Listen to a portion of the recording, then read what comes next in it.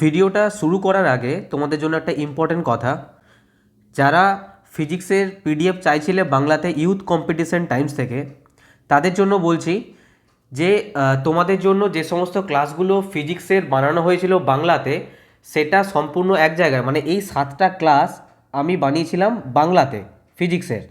ঠিক আছে, মেন যে তোমরা 7টা দেখতে পাচ্ছ, এই 7টা ক্লাসের পিডিএফ কোশ্চেন অ্যান্সার সহ। তোমরা অনেকে বলছিলে স্যার পড়তে প্রবলেম হচ্ছে, তো সেই জন্য ওপরে কোশ্চেন, নিচে 4টে অপশান এবং তার সঙ্গে আনসার, এইভাবে পিডিএফটা বানানো হয়েছে। পুরো কথাটা শুনবে, মাঝখান থেকে না শুনলে অনেক মনে কোশ্চেন থেকে যাবে। এইভাবে পুরো পিডিএফটা বানানো হয়েছে। আমি কালকে টেলিগ্রামেও এই ব্যাপারে একটা ভিডিও দিয়েছিলাম ডেমো ক্লাস হিসাবে। যারা দেখোনি তারা দেখতে পারো, বা টেলিগ্রামে ডিটেলসে বলেছি। এবং তোমরা মানে অনেকে কিনেছো, তার জন্য তাদেরকে থ্যাংক ইউ সো মাচ। মানে তোমাদের জন্যই বানিয়েছিলাম, আমি ভাবতে পারিনি যে এত তোমরা নেবে জিনিসটা। যারা এখনও নাওনি তাদের জন্য বলে দিচ্ছি, এই 7টা চ্যাপ্টার পিডিএফ বানানো হয়েছে। যদি কেউ নিতে ইচ্ছুক থাকো, এই নাম্বারে হোয়াটসঅ্যাপ করবে। বারবার বলছি, এই যে পেটা একদমই অল্প কিছু রেখেছি টাকা, যাতে তোমরা প্রত্যেকে কিনতে পারো, সেই হিসাবেই টাকাটা মানে সেই অ্যামাউন্টই রাখা হয় যাতে প্রত্যেকে নিতে পারো। তো এই নাম্বারে হোয়াটসঅ্যাপ করবে, কোনোভাবেই এই নাম্বারে পে করবে না, কোনোভাবেই এই নাম্বারে পে করবে না। এই নাম্বারে কোনো অ্যাকাউন্ট নেই। জাস্ট হোয়াটসঅ্যাপ করে তোমার নিজের নামটা লিখে দেবে, তোমার কাছে ডিটেলস বলে দেওয়া হবে কী করে কি পে করবে। কিন্তু আরও একবার বলে দেওয়া হচ্ছে যে যে সমস্ত ক্লাসগুলো আমি গ্রুপ ডি নিয়েছিলাম ইউথ কম্পিটিশন টাইমস থেকে, এই 7টা চ্যাপ্টারের ওপরেই কিন্তু পিডিএফ আছে। তোমাদের কারোর এর ব্যাপারে মানে কমেন্টে উল্টাপাল্টা কিছু লেখার প্রয়োজন নেই, কারণ আমি এই 7টা চ্যাপ্টারের পিডিএফ ফ্রি অফ কস্টে আমি টেলিগ্রামে অলরেডি দিয়েছি। অনেকে সেই পিডিএফটা পায়নি, বা অনেকে পরপর চেয়েছিল, মানে ক্লাস যেরকম আছে সেরকম চেয়েছিল, কোশ্চেন অ্যান্সার সহ। শুধুমাত্র তাদের জন্য এই হোয়াটসঅ্যাপ নাম্বার দিয়েছি, এখানে যোগাযোগ করবে, বা কোনো প্রবলেম হলে ফোন করবে এই হোয়াটসঅ্যাপ নাম্বারে। কিন্তু মনে রাখবে এটা এক্সাম গ্র্যাভিটি হোয়াটসঅ্যাপ নাম্বার, ঠিক আছে? তো এখানে কেউ পে করবে না, এখানে জাস্ট নাম লিখে দেবে, তোমাকে ডিটেলস জানিয়ে দেওয়া হবে কী করে কি পে করবে এই টাকাটা। ঠিক আছে, আজকের মেন ক্লাসে ফিরছি। আজকে 11 নম্বর ক্লাস, বায়োলজি, মানব শরীর, যেটা আমরা স্টার্ট করেছিলাম, রেসপিরেটরি সিস্টেম। আজকে কি হবে না, রেসপিরেটরি সিস্টেম, যেটাকে বাংলায় বলা হয় শ্বসনতন্ত্র। প্রথমে একটা কথা বলছি, এই ক্লাসটা দেখো, এরপরে তোমাদের রেসপিরেটরি সিস্টেম নিয়ে অন্য কোনো ক্লাস দেখার প্রয়োজন হবে না, এটুকু আমি গ্যারান্টি দিচ্ছি। একদম ছবির মাধ্যমে পড়বো, প্রত্যেকটা একদম ছবির সাহায্যে আমরা বুঝবো, ডিটেলসে বুঝবো। কিন্তু প্রথম থেকে শেষ পর্যন্ত দেখবে, কোথাও স্কিপ করে যাবে না, ঠিক আছে? যে কোনো পরীক্ষার জন্য দেখতে পারো, শুধুমাত্র গ্রুপ ডি এনটিপিসি নয়, সমস্ত পরীক্ষার জন্য এই ক্লাসটা কাজে লাগবে তোমাদের। যা কিছু ডাউট আছে সব কিছু ক্লিয়ার হয়ে যাবে এই ক্লাসে।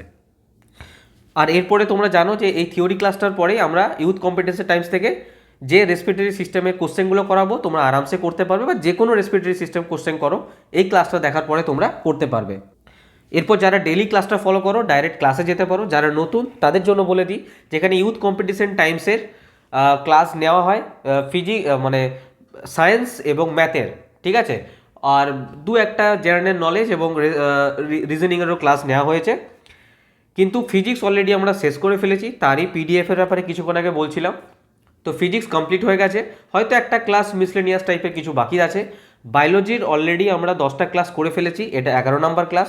ম্যাথেরও অনেকগুলো ক্লাস হয়েছে, প্রত্যেকটা প্লেলিস্ট বানানো আছে, প্লেলিস্টে গিয়ে দেখতে পারো। এছাড়া ডিসক্রিপশন বক্সের ডিটেলস লিঙ্ক দেওয়া থাকবে। ঠিক আছে, আর বেশি কথা না বলে আজকের ক্লাসটা স্টার্ট করছি। ক্লাস স্টার্ট করার আগে আরেকটা কথা, এক্সাম গ্র্যাভিটির নতুন ইনস্টাগ্রাম লিঙ্ক বানানো হয়েছে, তো আমি ডিসক্রিপশন বক্সে লিঙ্ক দিয়ে দেবো ইনস্টাগ্রামের, তো তোমরা সেখান থেকে গিয়ে যুক্ত হতে পারো। এটা নতুন লিঙ্ক এক্সাম গ্র্যাভিটির, ঠিক আছে? আর এটা হচ্ছে টেলিগ্রাম লিঙ্ক। এখানে এই যে ক্লাস, যে যা ক্লাস চলে আর কি এমসিকিউ এর, তার প্রত্যেকটা পিডিএফ দিয়ে দেওয়া হয় এই টেলিগ্রাম লিঙ্কে। তো এটারও আমি লিঙ্ক দিয়ে দেবো ডিসক্রিপশন বক্সে, এখান থেকে তোমরা ফ্রি অফ কস্টে বাংলাতে পিডিএফগুলো পেয়ে যাবে। ম্যাথের এবং সায়েন্সে যা যা ক্লাস হয় প্রত্যেকটা পিডিএফ এখান থেকে তোমরা পেয়ে যাবে।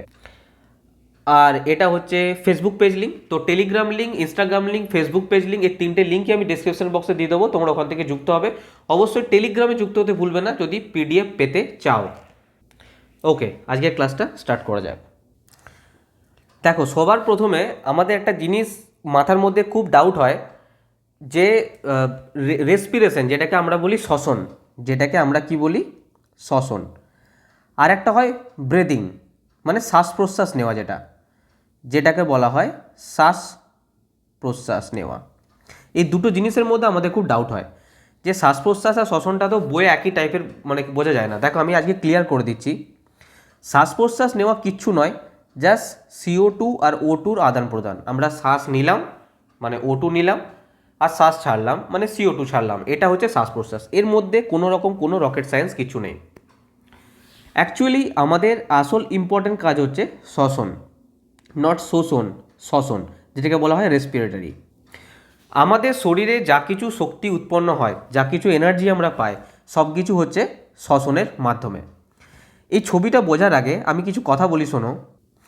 আমরা যে খাবারটা খাই, ধরো আমাদের C6H12O6 মানে হচ্ছে গ্লুকোজ।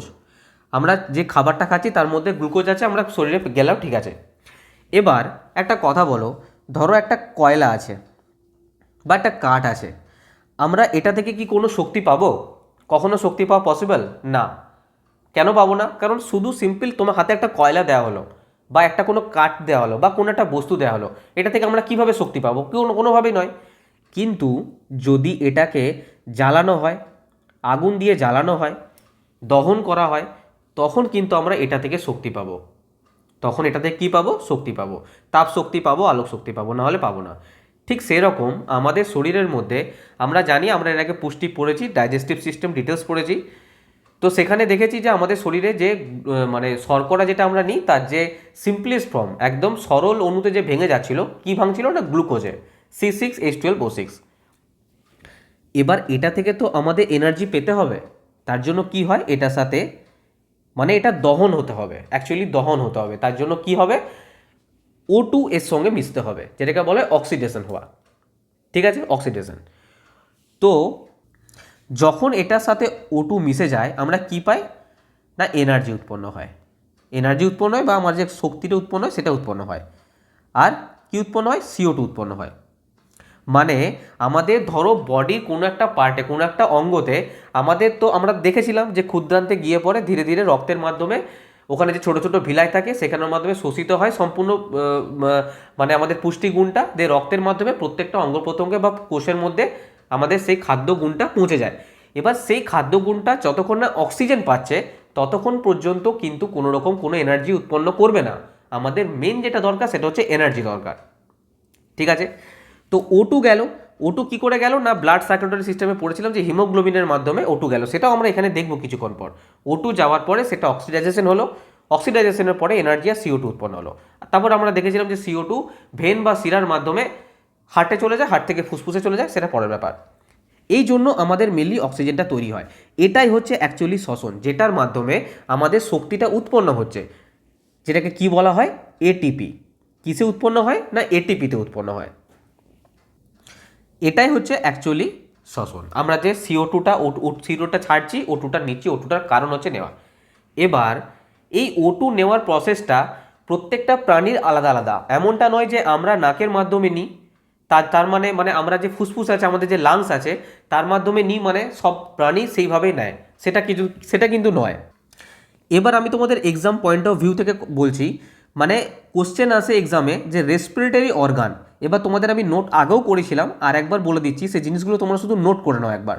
এখানে শ্বসন জিনিসটা বোঝা গেল। এরপর আমরা ডিটেলসে আরও আলোচনা করব কিভাবে পুরো প্রসেসটা চলছে, কি হয়, গ্লাইকোলাইসিস, ক্রেবস চক্কর, ডিটেলস পড়বো।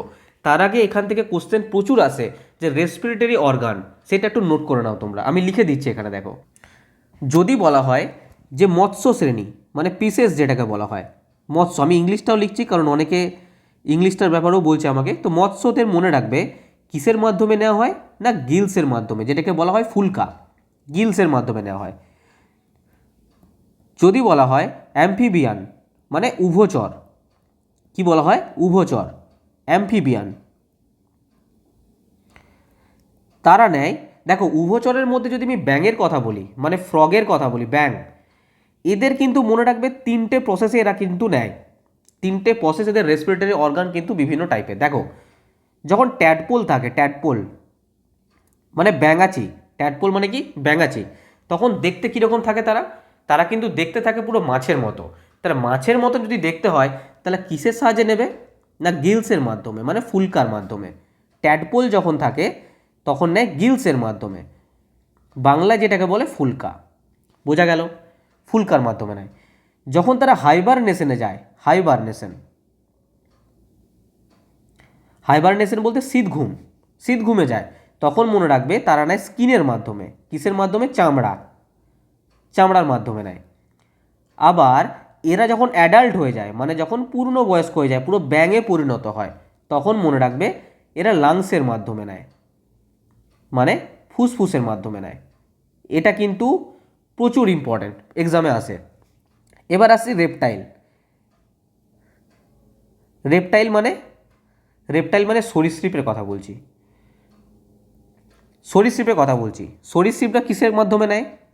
দেখো, রেপটাইলের মধ্যে লিজার্ড মানে ওই টিকটিকি, গিরগিটি এরা পড়ে গেল, তারপরে ক্রোকোডাইল মানে কুমিরের কথা বলছি, কুমির পড়ে গেল। অনেকের ডাউট হয় যে কুমির রেপটাইল মানে ওকে অনেকে উভচর ভাবে, যে জন্য ডাঙাতেও থাকে জলেও থাকে, কিন্তু উভচর কিন্তু নয়, কুমির হচ্ছে রেপটাইল। এরা কিন্তু লাংসের মাধ্যমে নেয়। কিসের মাধ্যমে নেয়? লাংসের মাধ্যমে। আবার অনেক সময় কিন্তু স্কিনের মাধ্যমেও নেয়, কিন্তু ম্যাক্সিমাম যেটা নেয় সেটা হচ্ছে লাংসের মাধ্যমে। ঠিক আছে, এবার যদি আমি পক্ষীর কথা বলি, পক্ষী মনে রাখবে লাংসের মাধ্যমে নেয়। লাংস মানে ফুসফুসের মাধ্যমে নেয়। ম্যামেলসের কথা বললে স্তন্যপ্রাণী, যেমন আমরা, মানুষরা, কুকুররা, গরুরা, ছাগলরা, এরা কিসের মাধ্যমে নেবে? এরাও কিন্তু লাংসের মাধ্যমে নেয়। ঠিক আছে, আমি বাকিগুলো বলছি, এই জায়গাটা মুছে দিচ্ছি, কেউ যদি স্ক্রিনশট নিতে চাও নিয়ে নাও, আমি মুছে নেক্সট বলছি। দেখো, ককরোচের, আমি ট্রাকিয়ার মাধ্যমে, দেখো এটা খুব ইম্পর্ট্যান্ট। ককরোচের কথা বলি, ককরোচ মানে হচ্ছে আরশোলা। আমি ককরোচ বললাম, স্পেলিংটাই ভুল, চলো আমি বাংলাতে লিখে দিচ্ছি, আরশোলা যদি কথা বলি, পরীক্ষায় প্রচুর আসে, মনে রাখবে ট্রাকিয়ার মাধ্যমে। দেখো, সাধারণত পতঙ্গ শ্রেণী যে সমস্ত প্রাণীরা আছে, স্থলজ বলো জলজ বলো, যারা সন্ধিপদ প্রাণী, তাদের শ্বাসঙ্গ মনে রাখবে ট্রাকিয়া। এই প্রাণীগুলির দেহে মোট 10 জোড়া শ্বাসছিদ্র আছে। কজোড়া শ্বাসছিদ্র আছে? 10 জোড়া শ্বাসছিদ্র আছে। এগুলোকে বলা হয় স্পাইরাকল বা স্পিরাকল, যাই বলো না কেন, দন্তেশ্বয় পয় আকার, স্পাইরাকল, এগুলোকে বলা হয় স্পাইরাকল। 10 জোড়া শ্বাসছিদ্র আছে এদের শরীরে, এগুলোকে বলা হয় স্পাইরাকল। যদি বলা হয় কেঁচোর কথা, কেঁচো কিসের মাধ্যমে নেয়? কেঁচো মনে রাখবে স্কিনের মাধ্যমে নেয়, চামড়ার মাধ্যমে। যদি বলা হয় মোলাস্কা শ্রেণীর প্রাণী, যেগুলো হচ্ছে তোমার ঝিনুক, তারপর হচ্ছে শামুক, আমি একদম এক্সাম পয়েন্ট অফ ভিউ থেকে কথা বলছি, যেগুলো পরীক্ষায় আসে সেই ধরনেরই জিনিসগুলো আলোচনা করব। ঝিনুক, শামুক, এছাড়া তোমরা ভেবো না যে শ্বসন ওখানে শেষ হয়ে গেছে, শ্বসনে কিন্তু প্রচুর কিছু বাকি আছে, দেখতে থাকো আগে। ঝিনুক, শামুক, এরা কোথা থেকে নেয়? এরা নেয়, এদের যে শ্বাসঅঙ্গ সেটা হচ্ছে টিনিডিয়া। ঠিক আছে, এই টিনিডিয়াটা কিন্তু ফুলকার মতন কাজ করে, মনে রাখবে। যেগুলো আর্থ্রোপোডা শ্রেণীর, যেমন চিংড়ি, মানে গলদা চিংড়ির কথা বলছি, তারপর মানে চিংড়ি তারা কিসের মাধ্যমে নেয়? চিংড়ি নেয়, মনে রাখবে বই ফুলকা। কিসের মাধ্যমে নেয়? বই ফুলকা। এদের শ্বাসঅঙ্গের নাম, এগুলো আমি সব শ্বাসঅঙ্গের নাম বলছি, এগুলোই মেনলি এক্সামে আসে। এবার অনেক সময় দিয়ে দেয় যদি বলে প্রোটোজয়া বা কিছু অনুন্নত শ্রেণীর কথা বলে, ধরো বললো প্রোটোজয়া, এটা মেনলি কেউ চট করে আলোচনা করে না, আমি তাও বলে দিচ্ছি যে যদি এক্সামে চলে আসে প্রোটোজয়া বা অনুন্নত শ্রেণী, মনে রাখবে তারা দেহ তল দিয়ে শ্বাসকার্য চালায়। কি দিয়ে চালায়? দেহ তল দিয়ে শ্বাসকার্য চালায়। দেহ তল দ্বারা ব্যাপন পদ্ধতিতে অক্সিজেনটা গ্রহণ করে এবং কার্বন ডাইঅক্সাইড গ্যাসটা বর্জন করে, সম্পূর্ণ দেহতল দ্বারা। কি পদ্ধতিতে? না ব্যাপন পদ্ধতিতে। যেমন তোমার অ্যামিবার কথা বলো, প্যারামেসিয়ামের কথা বলো, ইউগ্লিনার কথা বলো, স্পঞ্জ, হাইড্রা, জেলিফিশ, এই ধরনের সমস্ত রকম মানে পরিফেরা, নিডারিয়া, প্রোটোজয়া, যাই কথা বলো না কেন, এরা কিন্তু দেহতল দ্বারা শ্বাসকার্য চালায়। আচ্ছা, এবার বলি উদ্ভিদের যদি কথা আসে, উদ্ভিদরা কি রেসপিরেশন করে না? মানে শ্বসন পদ্ধতি, মানে এরা কি শ্বাসকার্য, মানে আমি যে শ্বসন পদ্ধতির কথা বলছি, এগুলো সব শ্বসন পদ্ধতির কথা, রেসপিরেটরি মানে সিস্টেমের কথা বলছি, অর্গানের কথা বলছি। মনে রাখবে উদ্ভিদরাও করে, লেন্টিসেলের মাধ্যমে করে, পত্ররন্ধ্রের মাধ্যমে করে, তারপরে যেগুলো ম্যানগ্রোভ অরণ্য, শ্বাসমূল যেগুলো বেরোয় তাদের মাধ্যমে করে, ওরাও কিন্তু করে। আমি উদ্ভিদেরটা পরে আসছি, ঠিক আছে? কিন্তু তোমরা এখন নোট করে রাখতে পারো, উদ্ভিদের যে O2 CO2 ত্যাগ করার ব্যাপারগুলো ওরা কিসের মাধ্যমে করে বললাম? পত্ররন্ধ্র, লেন্টিসেল, শ্বাসমূল ছিদ্র এগুলোর মাধ্যমে করে। তো আমরা এখানে জানলাম যে রেসপিরেটরি অর্গানের ব্যাপারে, মানে কোন কোন মানে অঙ্গগুলো দিয়ে শ্বাসকার্য চালাতে পারে বা শ্বাসকার্য কন্টিনিউ করতে পারে ওরা। ঠিক আছে, এখান থেকে কোশ্চেন আসে। নেক্সট দেখো, এটা স্ক্রিনশট নিয়ে নাও, আমি মুছে দিচ্ছি, আমরা নেক্সট পয়েন্টে যাচ্ছি। এরপর আমরা এই ছবিটা দেখব। দেখো, আমি তোমাদের শ্বসন সম্বন্ধে একটা বেসিক আইডিয়া দিলাম। শ্বসনে যদি সংজ্ঞা হিসাবে বলতে হয়, শ্বসন জিনিসটা কি না, যে একটা জৈব রাসায়নিক প্রক্রিয়া আমরা বুঝতে পারছি আমাদের দেহের মধ্যে ঘটছে, যে জৈব রাসায়নিক প্রক্রিয়ায় মানে আমাদের যে কোষের যে খাদ্যবস্তু, কোষের খাদ্যবস্তু কী ছিল?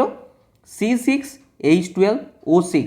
এই খাদ্যবস্তুটা অক্সিজেনের উপস্থিতিতে হতে পারে, এর সাথে অক্সিজেন যুক্ত হয়ে, হতে পারে এর সাথে কোনো রকম কোনো অক্সিজেন যুক্ত না হয়ে, মানে অক্সিজেনের উপস্থিতিতে বলো বা অনুপস্থিতিতে বলো, উৎসেচকের মাধ্যমে জারিত হয়। জারিত হয়ে কি উৎপন্ন করে না কার্বন ডাইঅক্সাইড উৎপন্ন করে, জল উৎপন্ন করে, আমরা দেখব যে এরপরে ল্যাকটিক অ্যাসিডও উৎপন্ন করে। এই জিনিসটাকে বলা হয় কি? শ্বসন। এটা অ্যাকচুয়ালি কি উৎপন্ন করে না আমাদের শরীরে এনার্জি উৎপন্ন করে। এটা একটা মোটা মোটা আইডিয়া তোমাদের আমি দিলাম।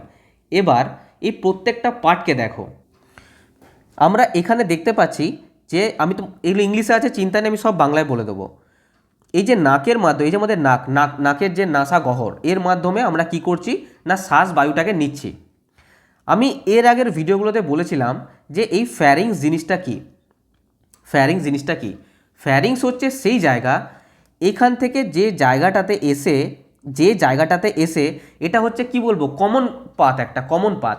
মানে আমাদের যে খাবার যাচ্ছে, মানে আমাদের যে ইসোফেগাস আছে, এটাকে কী বলা হয়? খাদ্যনালী। দেখো, আমাদের সামনে থাকে আমাদের শ্বাসনালী, আর শ্বাসনালীর পিছনে থাকে খাদ্যনালী। এই শ্বাসনালী আর খাদ্যনালীর যে কমন পথ, কমন যে জায়গা, এটাকে বলা হয় কিন্তু মেনলি ফ্যারিংস। ঠিক আছে, এখানে আমাদের গুলিয়ে যায় যে ফ্যারিংস, ল্যারিংস আর ট্রাকিয়া, এই বস্তুগুলো, এই জিনিসগুলোর মধ্যে একদম গুলিয়ে যায়। আজকের পর গোলাবে না, ভালো করে জেনে নাও। ফ্যারিংস আমি কি বলে দিলাম যে কমন রাস্তা, মানে কমন একটা পাথ, কমন রাস্তা। কিসের রাস্তা না আমাদের শ্বাসনালী বা খাদ্যনালী, যেখান থেকে দুটো সেম যে জায়গায় ভাগ হয়ে যাচ্ছে বলতে পারো, কমন রাস্তা। ঠিক আছে, নাকের মাধ্যমে এলো, ওই ফ্যারিংসের মাধ্যমে। ল্যারিংস জিনিসটা কি? এই ল্যারিংসটাকে বলা হয় ভয়েস বক্স। একটা জিনিস লক্ষ্য করে দেখবে, ছেলেদের গলার যে ভয়েস বক্সটা বা ল্যারিংসটা থেকে বাইরের দিকে একটু বের করানো থাকে, একটু বেরিয়ে থাকে, একটু উঁচু অবস্থায় থাকে মেয়েদের তুলনায়। তার কারণ কি? ছেলেদের যে ভয়েস বক্সটা হয়, ল্যারিংসটা হয় সাইজে বড় হয়। দেখো, আমরা ফিজিক্সে পড়েছি, সাউন্ডে পড়েছি যে কোনো বস্তু সাউন্ড উৎপন্ন করার জন্য কম্পন হওয়া দরকার। কম্পন না হলে কোনো বস্তু সাউন্ড উৎপন্ন হবে না। তো ভয়েস বক্সে কি হয়, মেয়েদের যে ভয়েস বক্সটা, ল্যারিংসটা ছোট হয়, তার জন্য ওখানে ভাইব্রেশনটা অনেক বেশি হয়। সেই জন্য আমরা পড়েছি পিচ কি, কি ডিটেলস, কোয়ালিটি কি, পিচ কি। তো ওদের না সেই জন্য তীক্ষ্ণতাটা বেশি হয়, ভাইব্রেশনটা বেশি হওয়ার জন্য ওদের যে সাউন্ডটা হয় তীক্ষ্ণতাটা বেশি হয়। কিন্তু ছেলেদের ল্যারিংসটা বা ভয়েস বক্সটা সাইজে একটু বড় হয়, সেই জন্য গলা হয় গম্ভীর হয়। তো ল্যারিংস জিনিসটা আশা করি বোঝা গেল, আর ফ্যারিংস জিনিসটা বোঝা গেল। এবার স্যার ট্রাকিয়া কি? ট্রাকিয়াকে বলা হয় শ্বাসনালী। যেটা এখানে ছবিতে, আমি অন্য ছবিতে দেখাচ্ছি, ট্রাকিয়াকে বলা হয় শ্বাসনালী। মনে রাখবে, এই ট্রাকিয়ার যে লেন্থ হয়, এটা হয় 12.5 সেন্টিমিটার। 12.5 সেন্টিমিটার। দেখো, মেনলি ট্রাকিয়া হচ্ছে এই পার্টটা, এই যে এটা তো হয়ে গেল ল্যারিংস হয়ে গেল। এই যে এই পার্টটা না, এই পার্টটাকে বলা হয় মেনলি ট্রাকিয়া। এই যে পার্টটাকে আমরা পরে একটা ছবি আছে, ছবিটা আর ভালো করে বুঝতে পারবো। এই পার্টটাকে বলা হয় ট্রাকিয়া, যেখান থেকে এই দুটো ভাগ হয়ে যাচ্ছে, বুঝতে পারছো? এই যে পার্টটা, এই পার্টটাকে বলা হয় ট্রাকিয়া। এবার একটা জিনিস দেখো, এখানে ভালো করে লক্ষ্য করো, 1 মিনিট, আমি লেখাটা উঠিয়ে দিলে বুঝতে পারবে। এখানে এরকম দেখেছো, এরকম প্যাঁচানো প্যাঁচানো প্যাঁচানো প্যাঁচানো রয়েছে। এটা অ্যাকচুয়ালি কী বলো তো? এটা অ্যাকচুয়ালি কার্টিলেজ। এটা কি? এটা হচ্ছে কার্টিলেজ। কার্টিলেজ কেন? কার্টিলেজ জিনিসটা কি? কার্টিলেজটা হচ্ছে নরম অস্থি। নরম অস্থি। দেখো, এই জায়গাটা যদি নরম না হতো, এই জায়গাটা যদি নরম অস্থি কাটলে যদি সলিড হাড় হতো, তাহলে যদি কোনোভাবে আমাদের শরীরে শ্বাসবায়ু বেশি প্রবেশ করে যেত, তাহলে কিন্তু এটা ফেটে যেতে পারতো। কিন্তু এটা যেহেতু নরম অস্থি দিয়ে তৈরি, কার্টিলেজ দিয়ে তৈরি, সেই জন্য এটা কম বেশি কি হয়, এটা অ্যাডজাস্ট করে নেয়। এর যে প্রসারণ হয়, সংকুচন হয়, এটা অ্যাডজাস্ট করে নেয়। এখানে আরেকটা প্রশ্ন আসে, অ্যাডামস অ্যাপেল। অনেকবার প্রশ্নটা তোমরা এক্সামে দেখেছো হয়তো। অ্যাডামস অ্যাপেল, মনে রাখবে এটা শুধুমাত্র মেলের ক্ষেত্রে দেখা যায়। বললাম না উঁচু হয়ে থাকে, যে মানে গলাটা ট্রাকিয়া মানে যে পার্টটা আমাদের ল্যারিংসের যে পার্টটা, ঠিক আছে, এটা কি করে না ভয়েসের উপর ডিপেন্ড করে। ঠিক আছে, অ্যাডামস অ্যাপেল শুধুমাত্র মেলে দেখা যায়, ফিমেলে দেখা যায় না। কিন্তু অনেকবার কোশ্চেনটা এসে অ্যাডামস অ্যাপেল কার ক্ষেত্রে দেখা যায় বা কোন পার্টটাকে বলা হয়। তো যেটা বলছিলাম যে এখানে কার্টিলেজটা কিন্তু সম্পূর্ণ কি শেপ থাকে না সি শেপ থাকে। সি শেপ থাকে। কি কার্টিলেজ না মায়ালিন কার্টিলেজ। এখানে লিখে দিচ্ছি MYELIN, মায়ালিন কার্টিলেজ। ঠিক আছে, এটা কি করে না এয়ার প্রেশারটাকে কন্ট্রোল করে। আমাদের কোনোভাবে যদি বাতাস বেশি চলে আসে, সেই এয়ার প্রেশারটাকে কন্ট্রোল করে এই মায়ালিন কার্টিলেজ। আর এটা তো বলে দিলাম 12.5 সেন্টিমিটার লম্বা হয়। এবার একটা জিনিস তোমরা লক্ষ্য করো এখানে, আচ্ছা আমি এই জায়গাটা একটু মুছে দিয়ে দেখাচ্ছি, চলো এই জায়গাটাও মুছে দিচ্ছি। এইখানে দেখো মেন একটা যে ট্রাকিয়াটা এসেছে, এই ট্রাকিয়াটা এসে আমরা অন্য ছবিতেও দেখবো, আমি বারবার বলছি এখানে জাস্ট বুঝে নাও, মোটামুটি দুটো ভাগে দেখো বিভক্ত হয়ে গেছে। কি হয়েছে, দুটো ভাগে বিভক্ত হয়ে গেছে। এই যে প্রথম যে ডিভিশনটা হয়েছে এটাকে বলা হয় কি ব্রঙ্কায়, BRONCHI, বাংলায় লিখছি ব্রঙ্কায়। কি কি বলা হয়, প্রথম যে ডিভিশনটা এটাকে বলা হয় ব্রঙ্কায়। ঠিক আছে, এবার দেখো এখানে এসে বিভিন্ন রকম শাখা প্রশাখায় বিভক্ত হয়ে গেছে, বিভিন্ন রকম শাখা প্রশাখায় বিভক্ত হয়ে গেছে। এগুলোকে বলা হয় ব্রঙ্কিওল। কি বলা হয়, কোথায় লিখবো, এখানে লিখে দিচ্ছি ব্রঙ্কিওল, BRONCHIOLE, কি বলা হয় ব্রঙ্কিওল। বাংলাতেও লিখে দিচ্ছি, স্পেলিংটা দেখে নিও, ব্রঙ্কিওল। তাহলে ব্রঙ্কায় কাকে বলবো, প্রাইমারি ডিভিশন, প্রথমে যে ডিভিশনটা হলো দুটো ভাগে ভাগ হয়ে গেল, আর ভেতরে যে বিভিন্ন শাখা পোশাকের ভাগ হয়ে গেছে সেটাকে বলা হয় ব্রঙ্কিওল। ঠিক আছে, এবার একটা জিনিস দেখো, এখানে বড় করে জুম করে দেখিয়েছে। এই যে পার্টটা বলছিলাম না যে বিভিন্ন রকম ব্রঙ্কিওলগুলোয় ভাগ হয়ে গেছে, এখানে দেখো এই জায়গাটা লক্ষ্য করো, এই জায়গাটায় ছোট ছোট বায়ুথলি রয়েছে কতগুলো, কতগুলো কি রয়েছে বায়ুথলি। এগুলো এখানে দেখিয়েছে দেখো, ছোট ছোট বায়ুথলি, ছোট ছোট বায়ুথলি, ছোট ছোট বায়ুথলি রয়েছে। এগুলোকে বলা হয় অ্যালভিওলাই। কি বলা হয়, অ্যালভিওলাই। এই অ্যালভিওলাইয়ের কাজ কি দেখো, তার আগে বলি এই যে এটাকে বলা হয় ডায়াফ্রাম, ডায়াফ্রাম বা ডায়াফ্রাম যাই বলো, এটাকে বলা হয়।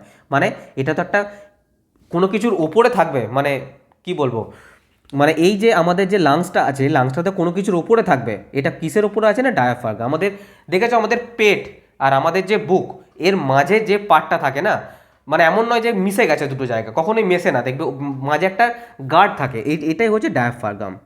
ঠিক আছে, কতটা বুঝতে পারলাম জানি না। এর মিডিলে মানে এই যে ফুসফুসটা দেখতে পাচ্ছ অবস্থানটা, তার ঠিক নিচে থাকে ডায়াফ্রাম। ঠিক আছে, আমি যে অ্যালভিওলাইয়ের কথা বলছিলাম, এই অ্যালভিওলাইয়ের কাজ হচ্ছে ঠিক এই জায়গায়। আচ্ছা তোমাদের এটা স্ক্রিনশট নিয়ে নাও, আমি তোমাদের, আচ্ছা এই পার্টটা আমি দেখাচ্ছি, তারপর অ্যালভিওলাইয়ের পুরো কাজটা আমি অন্য ছবিতে দেখাচ্ছি, এখানে হয়তো অতটা বুঝতে পারবে না। দেখো এটা হচ্ছে লেফট লাং, বুঝতে পারছো, লেফট লাং মানে বাম দিকের ফুসফুস, এটা রাইট লাং মানে ডান দিকের ফুসফুস। রাইট ব্রঙ্কিওল মানে এখানে যে ভাগগুলো হয়ে গেছে, রাইট ব্রঙ্কিওল না, রাইট ব্রঙ্কায় বা ব্রঙ্কাস যাই বল না কেন, প্রাইমারি ডিভিশনটা, প্রথম যে ডিভিশনটা হচ্ছে এটা লেফট, এটাও লেফট। ঠিক আছে, এবার আমি অন্য ছবিতে গিয়ে তোমাদের এই অ্যালভিওলের কাজটা বোঝাচ্ছি। তোমরা এটুকু বুঝতে পারলে যে এই যে ব্রঙ্কিওলগুলো আছে, ব্রঙ্কিওলগুলোর এখানে যে ছোট ছোট ছোট ছোট বায়ু থলির মতো আছে, ছোট ছোট বায়ুথলির মতো, এরকম ছোট ছোট বায়ুথলির মতো থাকে, এগুলোকে বলা হয় অ্যালভিওলাই। অ্যাকচুয়ালি অ্যালভিওলাই কী করে না, অ্যালভিওলের কাজ হচ্ছে অক্সিজেনটা রক্তের মধ্যে দিয়ে দেওয়া আর কার্বন ডাইঅক্সাইডটা রক্ত থেকে নিয়ে নেওয়া। এর মাঝে না, দেখো আমি তোমাদের এখানে একটু বোঝানোর চেষ্টা করছি, এখানে না অনেক রকম টিউব থাকে। এই টিউবের মাধ্যমে কি হয় এই টিউবের মাধ্যমে অ্যাকচুয়ালি রক্ত প্রবাহ হয়, এর মাধ্যমে কি হয়, রক্ত প্রবাহ হয়। আমরা কি পড়েছিলাম, রক্তের মধ্যে কি থাকে, কি কণিকা থাকে, আরবিসি থাকে, ডাব্লিউবিসি থাকে, অনুচক্রিকা থাকে, অনেক কিছু থাকে।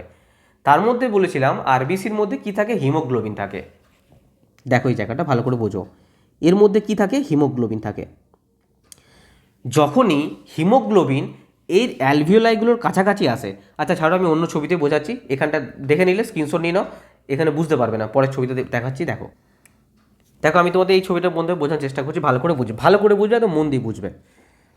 ধরো এখানে কি আছে, ছোট ছোট বায়ুথলিগুলো আছে, ছোট ছোট বায়ুথলিগুলো আছে, যেগুলোকে বলা হচ্ছে অ্যালভিওলাই, এগুলোতে ঠিক আছে, ছোট ছোট বায়ুথলিগুলো আছে। এবার দেখো এখান দিয়ে কি গেছে না, এখান থেকে রক্তের নালি পাস হয়েছে, ঠিক আছে। ভেন, ধমনী বা শিরার কথা আমি কিছু বলছি না, আমি ধরে নাও রক্ত নালি আছে। এবার এখান থেকে কি কণিকা গেছে বললাম, রক্তের মধ্যে বিভিন্ন কণিকা আছে, তার মধ্যে আরবিসি আছে। আরবিসির মধ্যে কি আছে, আরবিসির মধ্যে আছে হিমোগ্লোবিন। ধরো আমি এটাকে অন্য কালার করলাম, এটাকে আমি কি করলাম, অন্য কালার করলাম। আর যে আরবিসিগুলো আছে, আরবিসির মধ্যে যে হিমোগ্লোবিন আছে, ওগুলোকে করলাম রেড কালার। এবারে কি হয় না, এখান থেকে অ্যালভিওলাইগুলো কি করে, এই হিমোগ্লোবিন কি করে, আমরা যে শ্বাসটা নিচ্ছি, আমাদের যে শ্বাসবায়ুটার মধ্যে কি আসছে, অক্সিজেন আসছে। কি আসছে, অক্সিজেন আসছে। অক্সিজেন যখনই এখানে এলো না, যখনই এই যে বায়ুথলিগুলো আছে, অ্যালভিওলাইগুলো আছে, এর মধ্যে যখনই অক্সিজেনে পূর্ণ হয়ে গেল, এই হিমোগ্লোবিন কি করে, এখান থেকে জাস্ট অক্সিজেনগুলোকে ক্যাচ করে নেয়, ম্যাগনেটের মতো আকর্ষণ করে নেয়। আমি জাস্ট তোমাদের বোঝানোর জন্য, জাস্ট এটুকু বোঝানোর জন্য যে ভাষা প্রয়োগ করতে আমি সেরকমভাবে বলছি। কি করা হয়, এই অ্যালভিওলাইগুলো থেকে হিমোগ্লোবিন কি করে, ডাইরেক্ট অক্সিজেনটাকে ম্যাগনেটের মতো আকর্ষণ করে নেয়। আর হিমোগ্লোবিন কি বয়ে নিয়ে আসে না, এটা একটা শ্বাসরঞ্জক, তাই আমাদের শরীরে যে সিও টুটা উৎপন্ন হয়, এই CO2টাকে বয়ে নিয়ে আসে হিমোগ্লোবিন। এই CO2গুলো কি করে, মানে অক্সিজেনটা ক্যাচ করে নিল, আর CO2টা কি করে, ফুসফুসে আবার চলে যায়। CO2টা কি করে, আমি অন্য কালি দিয়ে এটা দেখাচ্ছি। CO2টা কি করে, এখান থেকে চলে যায়, এখান থেকে চলে যায়। আর CO2টা কি হয়, সেই প্রসেসে আবার আমাদের এখান থেকে নির্গত হয়ে যায়। বোঝা গেল এতটা? তাহলে হিমোগ্লোবিনের কাজ হচ্ছে, এটা একটা শ্বাসরঞ্জক, আমরা আগেই পড়েছিলাম ব্লাড পড়ার সময়। অ্যালভিওলাইগুলো থেকে যে অক্সিজেনটা থাকে, অক্সিজেনটাকে ম্যাগনেটের মতন আকর্ষণ করে নেয়, আর CO2টাকে দিয়ে দেয়, CO2টা বাইরে বেরিয়ে যায়, আর অক্সিজেনটা হিমোগ্লোবিনের মধ্যে চলে আসে। এবার তোমরা বাকি কাজটা জানো, যেটা ব্লাডে পড়েছিলাম, যে হিমোগ্লোবিন আবার রক্তে সার্কুলেট যেমন করে সেইভাবে করে, তারপর কোষে প্রত্যেকটা কোষের মধ্যে, প্রত্যেকটা অর্গানের মধ্যে এই অক্সিজেনটাকে পৌঁছে দেয়। তাহলে সেই আবার প্রসেস, কেন অক্সিজেনটা গেল না, আমাদের কোষের মধ্যে কি আছে, C6H12O6, কি পেয়ে গেল না, অক্সিজেন পেয়ে গেল, তাই তো। এখান থেকে অক্সিজেনটা ফ্লো হয়ে গেল, ফ্লো হয়ে প্রত্যেকটা কোষে চলে গেল। অক্সিজেনটা যখনই পেয়ে গেল, সে আবার কি উৎপন্ন করলো, এনার্জি উৎপন্ন করলো। এনার্জি উৎপন্ন করলো। আর কি উৎপন্ন করলো, CO2 উৎপন্ন করলো। আমাদের এই যে এনার্জিটা, এটাই আমাদের মেন টার্গেট, যেটা আমরা ATP দিয়ে প্রকাশ করি।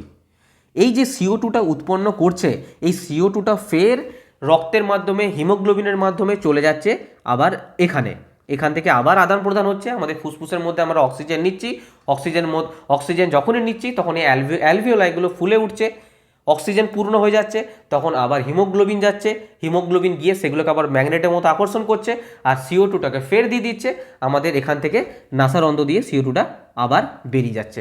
এই প্রসেস চলতে থাকে।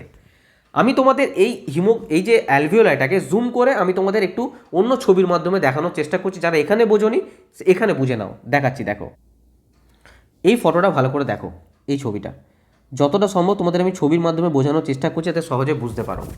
দেখো এখানে এটা একটা অ্যালভিওলাই, এই যে পার্টটা দেখতে পাচ্ছ, এটা হচ্ছে একটা অ্যালভিওলাই,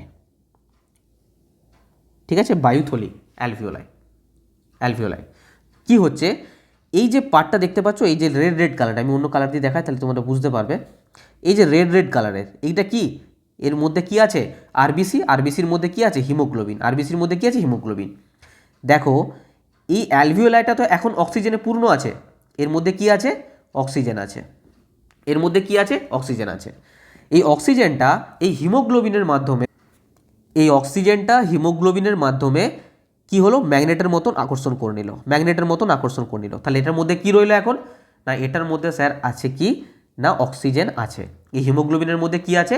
অক্সিজেন আছে। এইটা আবার শরীরের মধ্যে ছড়িয়ে যাচ্ছে গিয়ে পড়ে বিভিন্ন অঙ্গে। তারপরে আবার যখন কোষীয় শ্বসন কমপ্লিট হচ্ছে, ওর মধ্যে এনার্জি আর CO2 উৎপন্ন হচ্ছে। উৎপন্ন হওয়ার সঙ্গে সঙ্গে এই দেখো এখান থেকে আবার চলে আসছে, আবার চলে আসছে, আবার চলে আসছে, চলে এসে এখানে CO2টাকে কী করছে? CO2টা অ্যালভিওলার মধ্যে দিয়ে দিচ্ছে, CO2টা আউট করছে, দেখতে পাচ্ছি CO2 আউট লেখা আছে। CO2টা হিমোগ্লোবিন কী করছে? সঙ্গে সঙ্গে CO2টা দিয়ে দিচ্ছে, আবার এখানে এসে O2টা নিয়ে নিচ্ছে। এইভাবে পুরো প্রসেসটা চলতে থাকে। এটাই হচ্ছে অ্যাকচুয়ালি শ্বসন। এরপর আমরা শ্বসনের পার্ট পড়বো, সবাত শ্বসন কী, অবাত শ্বসন কী, কোথায় ঘটে না ঘটে ডিটেলস পড়বো। আপাতত আমাদের ফুসফুসের যে কাজটা, এই জন্য বলা হয় যে বেশি পরিমাণে সিগারেট খেও না। সিগারেট খেলে কি হয়, এই অ্যালভিওলাই যেগুলো আছে না, এগুলো ব্ল্যাক হয়ে যায়, এগুলোতে কার্বন জমে যায়। এর ফলে কি হয়, এই যে CO2টা আদান প্রদান, এখান থেকে যে CO2টা যাচ্ছে আর O2টা যে আদান প্রদান হচ্ছে, এই প্রসেসে প্রবলেম হয়ে যায়। তোমরা একবার জাস্ট ভেবে দেখো, আমি তোমাদের কালার করে একবার দেখাচ্ছি। যদি এইখানের পার্টটা পুরো ব্ল্যাক হয়ে যায়, অ্যালভিওলাই কি হয় না, ব্ল্যাক হয়ে যায়। সিগারেট যত খাবো এখান থেকে কি হয়, কার্বন ডাইঅক্সাইড ঢোকে, কার্বন ডাইঅক্সাইড ঢোকে, কার্বন ঢোকে, ঢুকে ঢুকে কী হয়, এই পার্টগুলো যদি ব্ল্যাক হয়ে যায়, ব্ল্যাক যদি হয়ে যায়, তাহলে তোমরা আমাকে কথা বলো, এই যে CO2 বেরোচ্ছে আর O2 যে ঢুকছে, এই আদান প্রদানটা কি ঠিকঠাক হওয়া কখনো পসিবল হবে? হবে না, মুশকিল হয়ে যাবে। তার জন্য দেখবে যারা সিগারেট যারা খায় বা যারা ধূমপান করে, প্রচণ্ড পরিমাণ কাশি হয়। কাশি কেন হয়? কারণ এই আদান প্রদানে প্রবলেম হয়। এই CO2টা বেরোনো আর O2টা ঢোকা, এই আদান প্রদানে প্রবলেম হয়। আর যখনই প্রবলেম হয় তখন কাশির মাধ্যমে কি হয়, অক্সিজেনটা বেশি পরিমাণ সাপ্লাই হয় আমাদের শরীরে, ঠিক আছে, আর কার্বন ডাইঅক্সাইডটা বেরোয়, মানে ফোর্স দিতে হয়, সেই জন্য কাশিটা হয়। বোঝা গেল? সেই জন্য ধূমপান কখনো করা উচিত নয়। অ্যালভিওলায়ের 12টা বেজে যাবে, ফুসফুসের পুরো 12টা বেজে যাবে। তাহলে এখানে আমরা দেখলাম যে ফুসফুসের মধ্যে মেন যে পার্টগুলো থাকে, ফ্যারিংস কি, ল্যারিংস কি, ট্রাকিয়া কি, তারপর আর কি দেখলাম, CO2 মানে অ্যালভিওলায়ের কাজ কি, আমরা ডিটেলসে দেখলাম। এর পরের পার্ট দেখো, এটা দিকেও স্ক্রিনশট নেবে নিয়ে নাও, আমি পরের পার্টে যাচ্ছি। আচ্ছা, এখানে একটা পার্ট তোমাদের বলতে ভুলে গেছি, যখন এই হিমোগ্লোবিনটার সাথে অক্সিজেন মিশে যাবে না, তখন সেটাকে বলা হবে অক্সি হিমোগ্লোবিন। হিমোগ্লোবিন, এটাকে কি বলা হবে? Oxy haemoglobin. অনেক সময় তোমরা গুলিয়ে ফেলেছো অক্সি হিমোগ্লোবিন কি, অক্সি হিমোগ্লোবিন কিচ্ছু নয়, জাস্ট অক্সিজেনটা যখন হিমোগ্লোবিনের সঙ্গে মিশে যায় সেটা হয় অক্সি হিমোগ্লোবিন। ঠিক আছে, এবার দেখো, আমি তোমাদেরকে কিছুক্ষণ আগে বললাম যে C6H12O6 এই গ্লুকোজটার সাথে যখন অক্সিজেন যুক্ত হবে তখনই আমাদের এনার্জি উৎপন্ন হবে আর CO2 উৎপন্ন হবে। আমি তখন একটা কথা বলেছিলাম যে সবসময় O2 যুক্ত হয়েই যে এটা উৎপন্ন হবে এর কোনো ব্যাপার নয়, এটা কিন্তু অক্সিজেনের অনুপস্থিতিতেও ঘটতে পারে। মনে রাখবে, শ্বসন দু প্রকার হয়। আমি তোমাদের লেভেলের কথা বলছি, তোমাদের এক্সামের লেভেল অনুযায়ী আমি কথা বলছি, কিন্তু হ্যাঁ, বেশি ডিটেলসে যাচ্ছি না। সবাত শোষণ হয়, অবাত শোষণ হয়। ইংলিশে কি বলা হয়? অ্যারোবিক রেসপিরেশন, আর একটা হয় অ্যানারোবিক।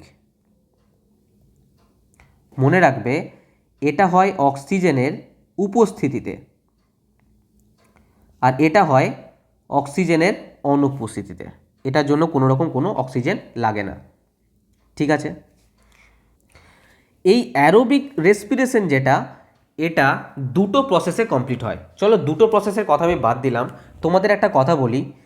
প্রথমত কি হয়, আমি যদি সবাত শোষণের কথা বলি, এখানে দেখো, প্রথমত আমাদের যে গ্লুকোজ যেটা থাকে, সেটা অক্সিজেনের অনুপস্থিতিতে, কোনো রকম কোনো অক্সিজেন লাগে না। প্রথম যে স্টেপ, এটা কিসে উৎপন্ন হয়? পাইরুভিক অ্যাসিডে উৎপন্ন হয়।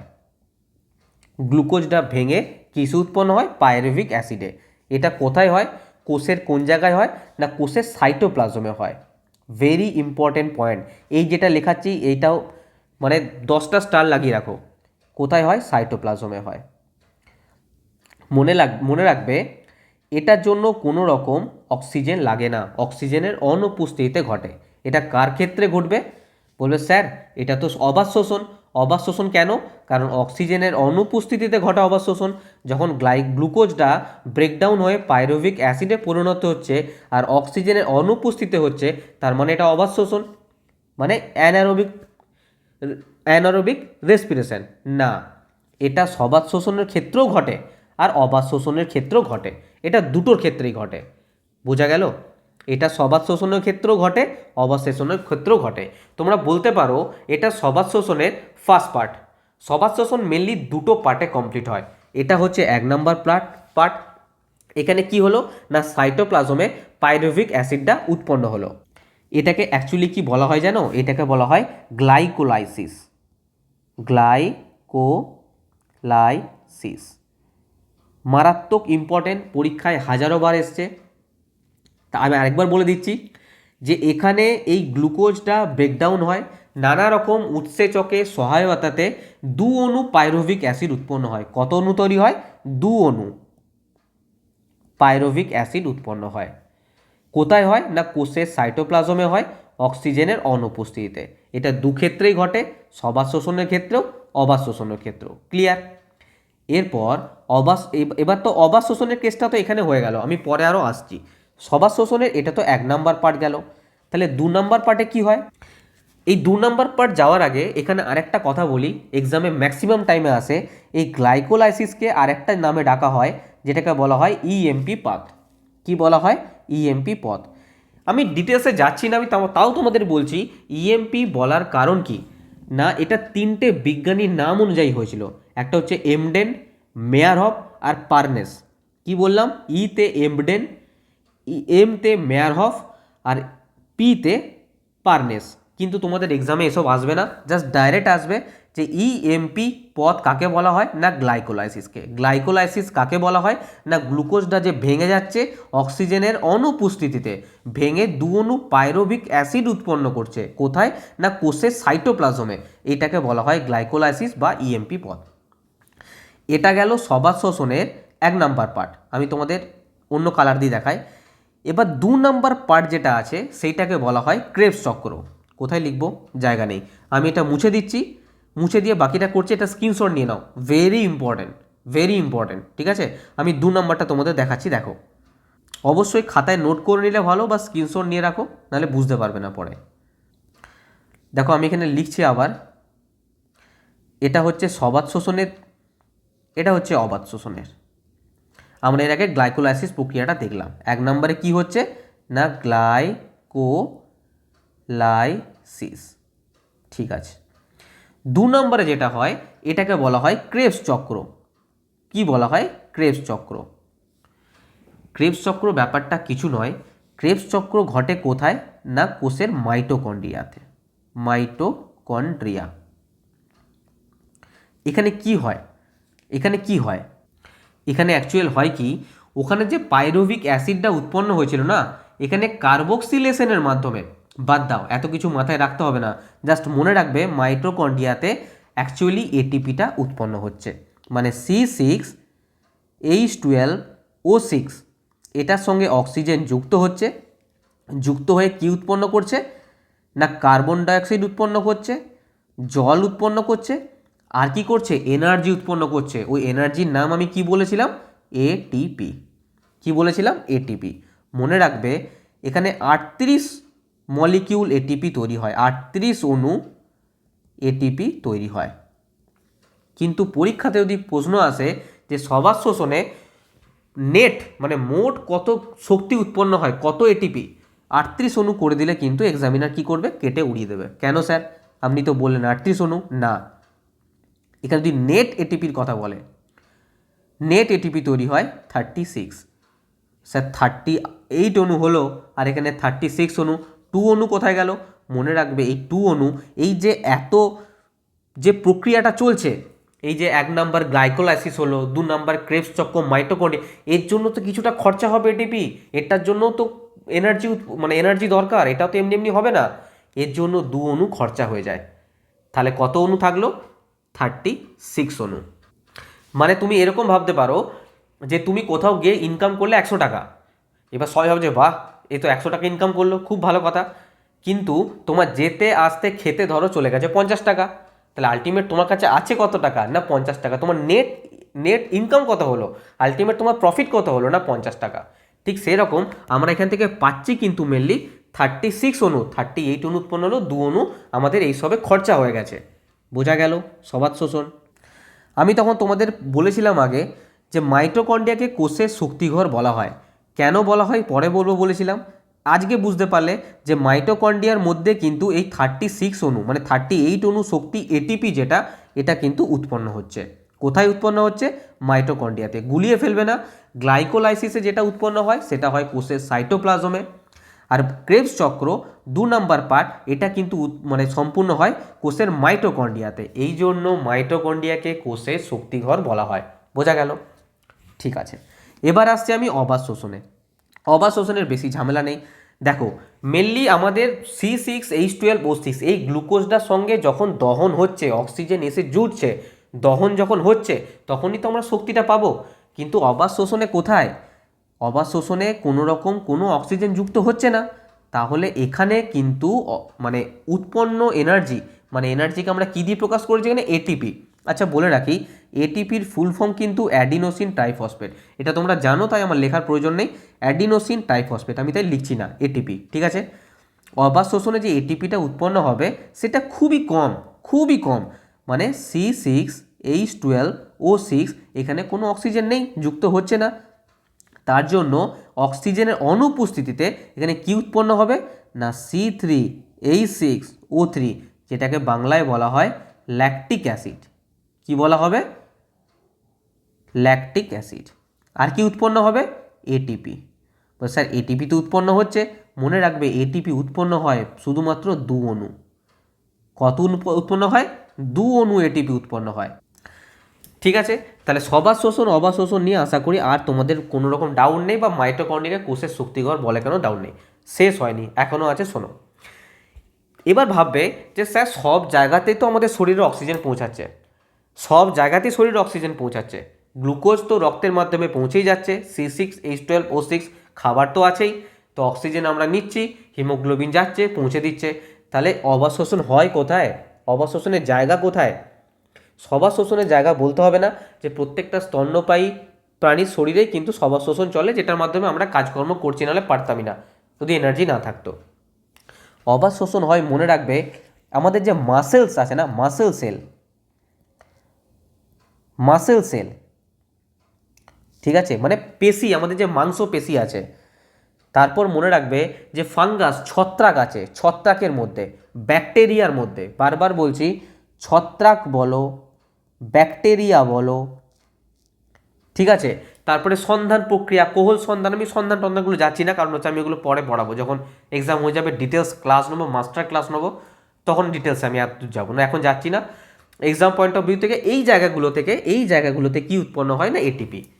দেখবে যখন মানে কোনো অ্যাথলিট প্রচুর দৌড়ায় বা জিম করে, বা মাসেল টাসেল ফোলানোর জন্য অনেকে জিম টিম করে, দেখবে মাংসপেশিতে ব্যথা হয়ে যায়, বা অনেক দৌড়ালে মাংসপেশিতে ব্যথা করে। কারণ কি? এই ব্যথা হওয়ার কারণ হচ্ছে এই মাসেল সেলে, এই মাংসপেশিতে ল্যাকটিক অ্যাসিড উৎপন্ন হয়, কারণ এখানে অক্সিজেন পৌঁছায় না, অক্সিজেনের অনুপস্থিতিতে হয়, অক্সিজেনের অনুপস্থিত হয়, মানে অবাত শোষণ ঘটে। আর এখানে কি হয়?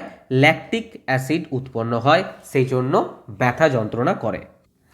এবার তোমাদের মনে একটা কোশ্চেন থাকবে যে স্যার এই সবাত শোষণের জায়গাগুলো তো বলে দিলেন, যে একটা সাইটোপ্লাজমে হয়, যার প্রথম প্রসেসটা গ্লাইকোলাইসিস, আর একটা হয় মাইটোকন্ড্রিয়াতে, যেটাকে বলা হয় ক্রেবস চক্র।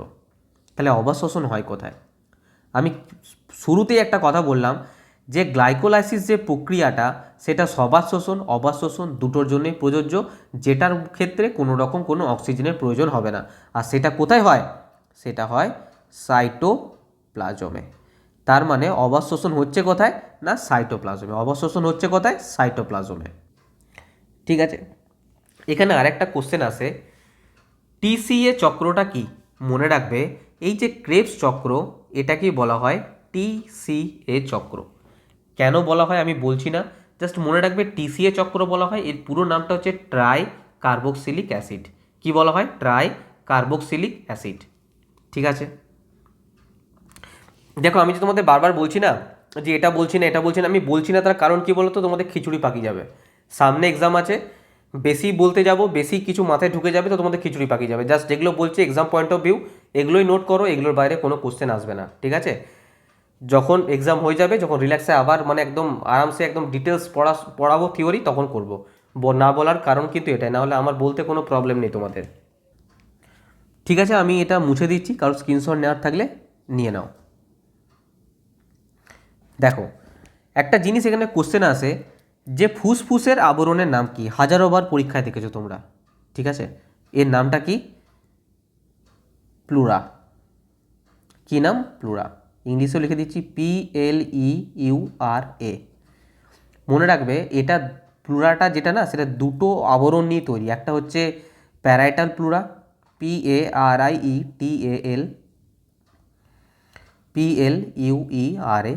আর একটা হচ্ছে ভিসেরাল প্লুরা।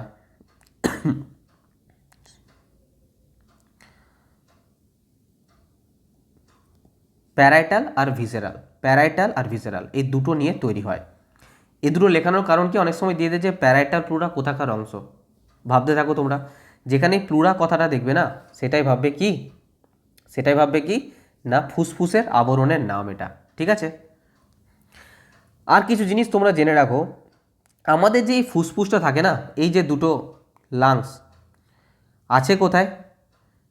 আছে যে জায়গাটাতে, সেটাকে বলা হয় থোরাসিক ক্যাভিটি। কি বলা হয়? THORACIC,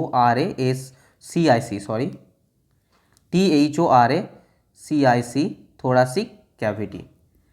থোরাসিক ক্যাভিটি কিছুই না, এই উপরে তো মাংসপেশি থাকে, এর ভেতরে যে ফাঁকা জায়গাটা থাকে না, ফাঁকা জায়গাটা, সেই জায়গাটা এটা আছে, ফুসফুসটা আছে, ওটাকে থোরাসিক ক্যাভিটি বলে, আর কিছু না। যদি বলা হয় যে এটা নিয়ে যে পড়াশোনা, মানে এই ফুসফুস নিয়ে যে পড়াশোনা, সেই স্টাডি, সেটাকে কি বলা হয় না পুলমোনোলজি। PULMONOLOGY, পুলমোনোলজি। যেমন লিভার নিয়ে পড়াশোনা হেপাটোলজি বলেছিলাম, ঠিক আছে? কার্ডিওলজি হার্ট নিয়ে, তেমনি পুলমোনোলজি হচ্ছে আমাদের ফুসফুস নিয়ে যে পড়াশোনা হয়, লাংস নিয়ে যে পড়াশোনা হয়, পুলমোনোলজি, ঠিক আছে? মনে রাখবে এর যে ওয়েট এই ফুসফুসের 1.3 থেকে 1.5 কেজি, 1.3 থেকে 1.5 কেজি। এর কালার মনে রাখবে পিঙ্ক কালারের হয়। কি কালার হয়? পিঙ্ক কালার হয়। যদি না ধূমপান করো, তখন তো ব্ল্যাক হয়ে যাবে, ঠিক আছে? আর কি কোশ্চেন আসতে পারে? আচ্ছা, আর একটা কোশ্চেন আছে, আমি তোমাদের বলেছিলাম আরবিসির ক্ষেত্রে কী ধরনের রেসপিরেশন হয়, রেসপিরেশনের পরামর্শ আমি বলেছিলাম বলবো। দেখো, অ্যাকচুয়ালি আরবিসির মধ্যে কি থাকে না, নিউক্লিয়াস থাকে না, আর কি থাকে না, মাইটোকন্ড্রিয়া থাকে না। যদি মাইটোকন্ড্রিয়া না থাকে, তাহলে কোনো রকম কি এর মধ্যে সবাত শোষণ হতে পারে না। তার কারণ আমরা জানি সবাত শোষণের যে সেকেন্ডের পর্যায়টা, সেটা মাইটোকন্ড্রিয়াতে হয়, যেটাকে বলা হয় ক্রেবস চক্র। সেটাকে কি বলা হয়? ক্রেবস চক্র। যদি মাইটোকন্ড্রিয়া না থাকে, তাহলে ক্রেবস চক্র হতে পারবে না, মানে সবাত শোষণটা হচ্ছে না। তাহলে প্রথম যে পার্টটা, যেটা অক্সিজেনের উপস্থিতি ছাড়া যেটা হচ্ছিল, সেটা হবে। তার মানে আরবিসিতে কি হয়? সবাত শোষণ। পরীক্ষাতে অনেকবার এসেছে কোশ্চেনটা, তাই বলে দিলাম আরবিসিতে কি হয়? সবাত শোষণ, কারণ মাইটোকন্ড্রিয়া থাকে না, ঠিক আছে? দেখো, এরপরে আমি এই জায়গাটা মুছে দিচ্ছি, যদি স্ক্রিনশট নেওয়ার থাকে নিয়ে নাও, আমি নেক্সট পয়েন্টে যাচ্ছি। আর প্লিজ, মানে আমি ভিডিওর মাঝে সাধারণত বলি না সাবস্ক্রাইব করতে, লাইক করতে, মানে যদি ভালো লেগে থাকে তাহলে তো অবশ্যই লাইক করো কিন্তু ভিডিওটা, ঠিক আছে? তোমাদের জন্য মানে এই ছবি টবি নিয়ে এসে সমস্ত কিছু বানানো, যাতে তোমরা প্রপার বুঝতে পারো। যদি ভালো লেগে থাকে লাইক করে জাস্ট বুঝতে পারবো যে হ্যাঁ, আমার বোঝানোটা তোমাদের ভালো লাগছে। কোনো রকম ফোর্সফুলি কিছু নয়, জাস্ট ভালো লাগলে করো। এবার অনেক সময়তে কিছু ছোট ছোট প্রশ্ন থাকে, যেমন দেখো, যদি বলে তিমি আর ডলফিনের শাসঙ্গের নাম কি? ঝট করে কি করে দেবে না ফুলকা, হয়ে যাবে ভুল। মনে রাখবে তিমি আর ডলফিনের শাসঙ্গের নাম হচ্ছে ফুসফুস বা লাংস। নোট করে নাও, ভেরি ইম্পর্টেন্ট। যদি বলে কুমির টিকটিকির শাসঙ্গের নাম কি? কুমির টিকটিকি কিসের মধ্যে পড়লো? রেপ্টেলিয়া। তাহলে মনে রাখবে এরও শাসঙ্গ হচ্ছে ফুসফুস। কুমির টিকটিকির শাসঙ্গের নাম হচ্ছে ফুসফুস। আর আমি বলে দিলাম যে সমগ্র দেহ তল দিয়ে গ্যাসীয় পদার্থের আদান প্রদান ঘটায় প্রোটোজয়ারা, মানে অ্যামিবা, স্পঞ্জ, হাইড্রা এরা। এটাও বলে দিলাম যে পতঙ্গদের কজোড়া শাস্তিদ্য স্পিরাকেল আছে বা স্পাইরাকেল আছে? 10 জোড়া আছে, 10 জোড়া, ঠিক আছে? আচ্ছা, একটা প্রশ্ন আছে যে সবাত শোষণে এটিপিটা আমরা পড়লাম যে 38 অণু হয়, ওখান থেকে 2 অণু খরচা হয়ে গিয়ে 36 অণু থাকে। মনে রাখবে যদি কিলো ক্যালোরিতে চায় সবাত শোষণে না 686 কিলো ক্যালোরি শক্তি উৎপন্ন হয়, 686। এবার আমি এই পার্টটা মুছে দিচ্ছি, তারপর তোমাদের উদ্ভিদের ব্যাপারটা একটু বলে দিই, শুনে নাও। বিশাল কিছু না, উদ্ভিদেরটা জাস্ট দু একটা লাইন তোমাদের বলে দিই। তো আমি মুছে দিচ্ছি, কেউ স্ক্রিনশট নিতে চাইলে নিয়ে নাও। দেখো উদ্ভিদে যাওয়ার আগে না এই একটা ছবি আছে, খুব একটা স্পষ্ট নয়, কিন্তু তোমাদের এখানটা দিয়ে দেখো, বুঝতে পারছো? নাসাল ক্যাভিটি মানে নাসা গহ্বর দিয়ে যাচ্ছে বাতাসটা, এটা নাকটা, মাউথ এখান থেকে যাচ্ছে। ল্যারিংস আমি বললাম না, ভয়েস বক্স, দেখো এখানে কতটা বুঝতে পারছো জানি না, এটা কি বলা হয়? Voice box. এই যে জায়গাটা, এটা হয় এপিগ্লটিস। এপিগ্লটিসটা কি না, আমাদের যখন খাবারটা পৌঁছায় না, এই খাবারটা মানে এখানে বললাম না শ্বাসনালী, আর সামনে থাকে শ্বাসনালী আর পিছনে থাকে, সরি ঠিকই বলছি, সামনে থাকে শ্বাসনালী ট্রাকিয়া, বা পিছনে থাকে ইসোফেগাস বা গ্রাসনালী, খাদ্যনালী যেটা। তো এইখানে যখন খাবারটা নেওয়া হয় না, যাতে খাবারটা কোনোভাবে শ্বাসনালীতে পৌঁছে না যায়, সেই জন্য এখানে একটা ভাল্ব থাকে। এই ভাল্বটাকে বলা হয় এপিগ্লটিস। জাস্ট বন্ধ হয়ে যায়, বন্ধ হয়ে যাওয়ার ফলে খাবারটা কী হয়, খাদ্যনালীতে প্রবেশ করে যায়। ঠিক আছে, এটা এপিগ্লটিস। এই গ্লটিসের ওপরে থাকে এপিগ্লটিস। এই যে ট্রাকিয়া, এই যে ট্রাকিয়াতে যে কার্টিলেজ লাগানো থাকে, কার্টিলেজ। ঠিক আছে, ভয়েস বক্স। এটা কি বলেছিলাম? ব্রঙ্কাস। এই যে দুটো ভাগে ভাগ হয়ে যাচ্ছে, এটা তো ট্রাকিয়াটা এলো, ট্রাকিয়াটা এসে দুটো ভাগে ভাগ হয়ে যাচ্ছে। এই যে ভেতরে যে বিভিন্ন রকম শাখা পোশাখা, এটা কি বলা হয়? ব্রঙ্কিওল। কি বলা হয়? ব্রঙ্কিওল। আর এখানে যে বায়ু থলিগুলো থাকে ছোট ছোট, কি বলা হয়? অ্যালভিওলাই। অ্যালভিওলাই, এক একটাকে বলা হয় অ্যালভিওলাই, সবগুলোকে অ্যালভিওলাস, অ্যালভিওলাস আছে। আর এটাকে কি বলা হয়? ডায়াফ্রাগাম। বলেছিলাম যে এটার ওপরে এটা বসানো থাকে। রিব কেজ থাকে, যখন আমি স্কেলিটাল সিস্টেম পড়াবো তখন পড়াবো রিব কেজ কি, স্টারনাম কি, সব পড়াবো। এটা হচ্ছে লাংস, দেখতে পাচ্ছ। আর পজিশন অফ হার্ট, হার্টটা থাকে দুটো লাংসের মাঝে। আমি হার্ট পড়িয়েছিলাম ব্লাড সার্কুলেটরি সিস্টেমে, যারা পড়োনি তারা গিয়ে পড়ো। দেখো থিওরির দুটো ক্লাস নিয়েছি, একটা এমসিকিউ ক্লাস নিয়েছি। এই দুটোর মাঝখানে থাকে কি, এই দুটোর মাঝখানে থাকে হার্ট।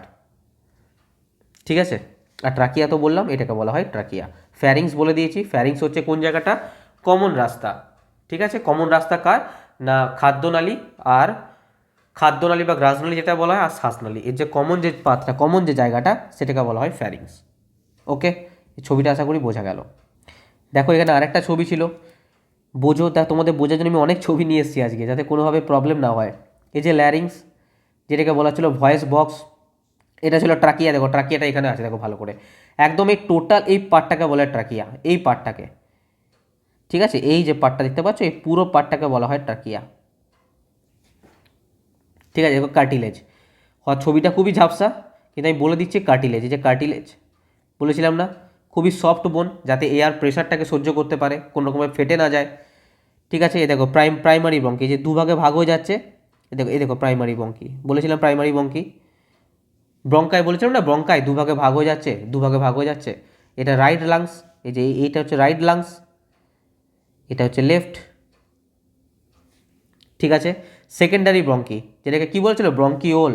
এই যে বিভিন্ন ভাগে ভাগ হয়ে যাচ্ছিল, বিভিন্ন ভাগে ভাগ হয়ে যাচ্ছিল, বিভিন্ন ভাগে ভাগ হয়ে যাচ্ছিল, তাই না? ব্রঙ্কিওল। আশা করি এখান থেকেও ছবিটা তোমাদের অনেকটা ক্লিয়ার হলো, আর কোনো সমস্যা হওয়ার কথা নয়। এই ছবিটার আশা করি বোঝাতে হবে না। এই যে দুটো পার্ট আসছিল, এখানে দুটো পার্ট ভাগ হয়ে যাচ্ছিল, আর বিভিন্ন রকম বায়ুথলিগুলো কোথায় ছিল?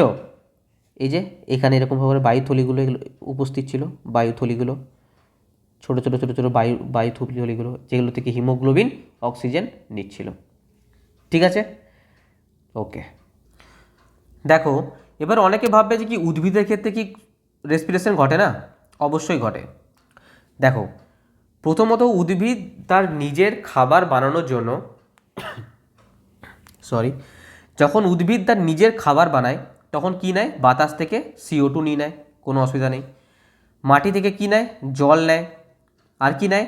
সূর্যালোক নেয়, সূর্যের আলো নিল।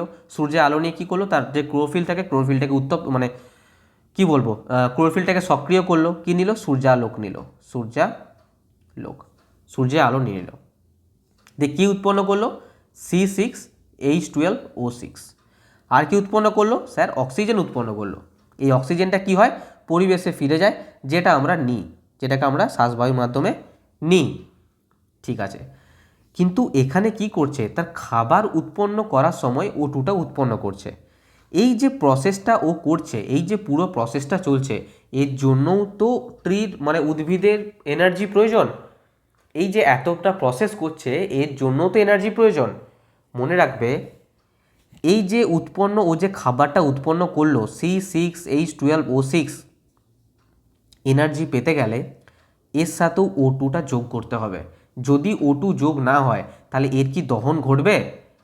আমি আগেই বললাম যে একটা কয়লা যদি তোমার হাতে দিয়ে দেওয়া হয় সেটা থেকে কোনো রকম কোনো শক্তি পাবে না? পাবো না, কারণ ওটার কোনো রকম কোনো দহন ঘটেনি। যখন দহন ঘটবে তখন ওটাকে শক্তি পাবো।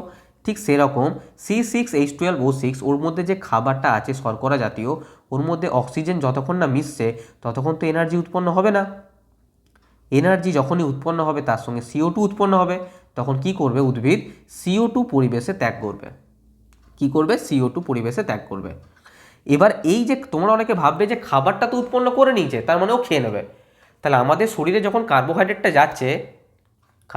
যখন যাচ্ছে তাহলে আমাদের শরীরে এনার্জি পেয়ে যাওয়ার কথা ছিল না। যতক্ষণ না অক্সিজেন গিয়ে অক্সিডাইজেশন না হলো ততক্ষণ পর্যন্ত কিন্তু আমরা এনার্জি পেলাম না।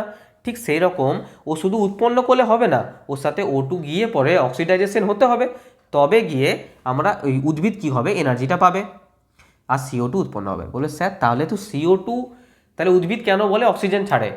তাহলে আমরা তো মারা যেতাম যে উদ্ভিদও CO2 ছাড়ছে, আমরাও CO2 ছাড়ছি, তাহলে CO2 তো প্রচুর পরিমাণে হয়ে যেত, অক্সিজেন কেন? মনে রাখবে এই উদ্ভিদ খাবার তৈরি করার সময় এত পরিমাণ অক্সিজেন ছেড়ে না, এত পরিমাণ অক্সিজেন ছাড়ে, সেখানে ওর যে CO2টা ছাড়ছে তার পরিমাণ খুবই অল্প, খুবই অল্প, একদম অল্প। সেই জন্য ওর অক্সিজেন ছাড়ার এই প্রকৃতিতে অক্সিজেন ছাড়ার পরিমাণটা অনেক বেশি এই CO2 ছাড়ার তুলনাতে। ওই জন্য কি বলা হয়? গাছ লাগাও, গাছ লাগাও, প্রাণ বাঁচাও। যাই হোক, সত্যি গাছ লাগানো খুবই দরকার। তার কারণ আমরা বুঝতে পারছি যে অক্সিজেনে মানে পরিবেশের মধ্যে O2 CO2 ভারসাম্য বজায় রাখার জন্য গাছ লাগানো খুবই আমাদের দরকার। যাই হোক, সেটা একটা অন্য পার্ট হয়ে গেল। তো এটা হচ্ছে উদ্ভিদের রেসপিরেশনের ব্যাপার। এবার উদ্ভিদ রেসপিরেশন করে কোথা থেকে? উদ্ভিদ মনে রাখবে পত্ররন্ধ্র, লেন্টিসেল, তারপর শ্বাসমূল, যেগুলো ম্যানগ্রোভ জাতীয় জায়গায় দেখতে পাওয়া যায়, ম্যানগ্রোভ অরণ্যে দেখতে পাওয়া যায়, শ্বাসমূল, এগুলোর মাধ্যমে মেনলি করা থাকে। লবণাম্ব উদ্ভিদে শ্বাসমূল থাকে, ঠিক আছে, এগুলোর মাধ্যমে সাধারণত করে থাকে। উদ্ভিদের রেসপিরেশন ব্যাপারে আমি ডিটেলসে যাচ্ছি না, কারণ উদ্ভিদের রেসপিরেশন থেকে খুব একটা প্রশ্ন আসে না, যদি আসে মোটামুটি এর মধ্যেই থাকে। এছাড়া আমরা যখন MCQ করব তখন যা যা কোশ্চেন থাকবে পুরোটাই কভার করে নেব, ঠিক আছে। তাহলে আপাতত রেসপিরেশন যা বললাম এর মধ্যে থেকে থাকবে। আর একটা ছোট জিনিস তোমাদের বলে দিই, যদি কোনো কারণে প্রশ্ন আসে তার জন্য বলে দিচ্ছি। হ্যাঁ, বলে দিচ্ছি, দেখো আমি এটা মুছে দিচ্ছি, কেউ স্ক্রিনশট নিলে নিয়ে নাও। আর একটা জিনিস হয়, সেটা হচ্ছে ETC, কোনো খবরের চ্যানেল নয়, এটা হচ্ছে ইলেকট্রন ট্রান্সপোর্ট চেন। কিচ্ছু না, কটা পয়েন্ট মনে রাখবে। ইলেকট্রন ট্রান্সপোর্ট চেন, এটা হচ্ছে মেনলি অ্যারোবিক রেসপিরেশন, মানে যেটাকে বাংলায় বলা হয় সবাত শ্বসন। কি বলা হয়? সবাত শ্বসন। কোথায় হয় সবাত শ্বসন? যখন তখন বুঝতে পারছো, এটা হয় মাইটোকন্ড্রিয়ায়। এটা একটা কোষীয় শোষণ। কি? এটা একটা কোষীয় শোষণ, সেলুলার রেসপিরেশন। যারা ইংলিশে শুনতে চাও তাদের জন্য আমি ইংলিশ বলছি, প্রবলেম হওয়ার কথা নয়। কি বলা হয়? সেলুলার রেসপিরেশন, বাংলায় বলা হয় কোষীয় শ্বসন, ঠিক আছে। এটাতে কত অণু তৈরি হয় শক্তি? না 34 ATP। এখানে কি হয়? আয়ন্স আর oxidised and convert into energy. আয়নটা অক্সিডাইজেশন হয় এবং এনার্জিতে কনভার্ট করে। যাই হোক, এটাতে গুলিয়ে ফেলো না তোমরা, এতক্ষণ যেটা বললাম সেগুলো মাথাতে রাখবে, সেগুলো থেকেই কিন্তু কোশ্চেন আসবে। যা যা কোশ্চেন হয়, যা যা থিওরিটিক্যাল ক্লাসে যা যা মানে দরকার NCERT অনুযায়ী বা তোমাদের অনুযায়ী সমস্ত কিছু বললাম। অবশ্যই তোমরা বলবে যে এই ক্লাসটা কেমন লাগলো, কমেন্টে জানিও। আর মানে প্লিজ, মানে যদি ভালো লেগে থাকে, যাদের ক্লাসটা ঠিকঠাক লাগছে, সাবস্ক্রাইব করো ভাই। সাবস্ক্রাইব মানে করছো না কেন আমি জানি না, যদিও তোমাদের ব্যাপার এটা সাবস্ক্রাইব করবে কি না। তো সাবস্ক্রাইব করো যদি ভালো লেগে থাকে আমার বোঝানোটা। আর কমেন্টে জানিও যে এইরকম থিওরি ক্লাস তোমাদের কেমন লাগছে, তাহলে নেক্সট টাইম আবার থিওরি ক্লাস নিয়ে আসবো। অবশ্যই এর MCQ ক্লাস যেটা ইউথ কম্পিটিশন টাইমস থেকে করানো হয়, সেটা এরপরেই সেটা থাকবে, ঠিক আছে। আর কমেন্টে অবশ্যই জানাবে ক্লাসটা কেমন লাগলো, থিওরি ক্লাসটা কেমন লাগছে। ভালো লাগলে লাইক করো। বোঝালাম এত ছবির মাধ্যমে যতটা সম্ভব আমার দ্বারা বোঝানো সম্ভব তোমাদের বোঝালাম। শেয়ার করো বন্ধুদের কাছে, আর চ্যানেলটা প্লিজ সাবস্ক্রাইব করো এক্সাম গ্র্যাভিটি। আর আগে বললাম ফিজিক্সের নোট নিতে চাইলে কি করবে, ফিজিক্সের যদি পিডিএফ চাও তাহলে এই নাম্বারে হোয়াটসঅ্যাপ করবে নিজের নাম লিখে। একদমই অল্প রাখা হয়েছে পে তোমাদের জন্য অনলি ফর। আর ডেসক্রিপশনে আমি ইনস্টাগ্রাম লিঙ্ক এবং Telegram link, Facebook page link এগুলো সব দিয়ে দেবো। আর টেলিগ্রামে কিন্তু যুক্ত হতে ভুলবে না যদি পিডিএফ পেতে চাও বাংলাতে। ঠিক আছে, তাহলে আজকের মতো ভিডিও এই পর্যন্তই। কমেন্টে জানিও কেমন লাগলো। পরের ভিডিওতে আবার দেখা হচ্ছে। সবাই খুব ভালো থাকবে।